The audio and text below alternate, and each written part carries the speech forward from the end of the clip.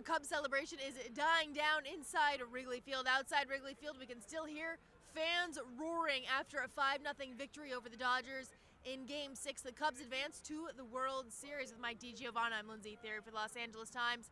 Mike, this place was tense, it was exciting, it was loud from the very first pitch, long before first pitch I should say, as the Cubs, they're headed to the World Series for the first time since 1945. Yeah, it's a huge sort of a load and a huge burden off the Cubs' back and their fans. You know, it's been 71 years since this team has gone to the World Series, and there's always a sense of dread among Cubs fans. You know, they were so close twice in the last few decades. You had the Steve Bartman game in 2003, and you got a sense even in the middle of the game when it was still 3-0 that they weren't quite ready to celebrate.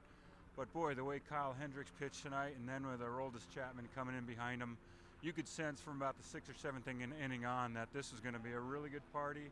And I don't think there's going to be a lot of people sleeping in this town tonight. Doesn't matter if you're a Dodgers fan or a Cubs fan, you better hope that Steve Bartman's out there enjoying this one with a cold beer. Now, the Dodgers took a 2-1 lead over the Cubs, and then they lost 3 straight, and they lost those games in the worst way: sloppy defense and unable to hit the ball. What were the Cubs doing that was so effective? Well, as John Lester, John Lester said 3 games ago we were the best team in baseball. You know, they were shut out in games 2 and 3, and there was a lot of anxiety and fear, among the Cubs fans.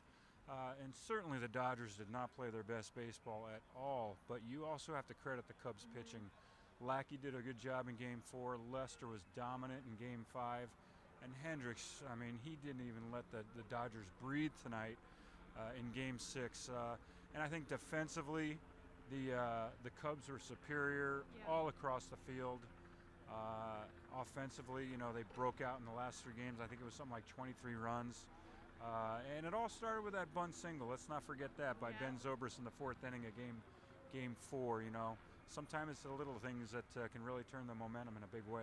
The Cubs have Javier Baez at second base. He was a guy that not only provided a lot of energy, he provided a lot of offense, a lot more defense for this Cubs team that really showed they don't have a weakness. No, it's an interesting mix of guys. They have Lester and John Lackey and David Ross, really call them crusty veterans. And then their youth is really impressive on this team. Tonight they started 4 guys who were under the age of 24, and Javier Baez. Does that make you feel old? I am extremely old. I feel so old. Wilson Contreras behind the plate hits a home run. Baez is part of 3 double plays, 1 to end the game.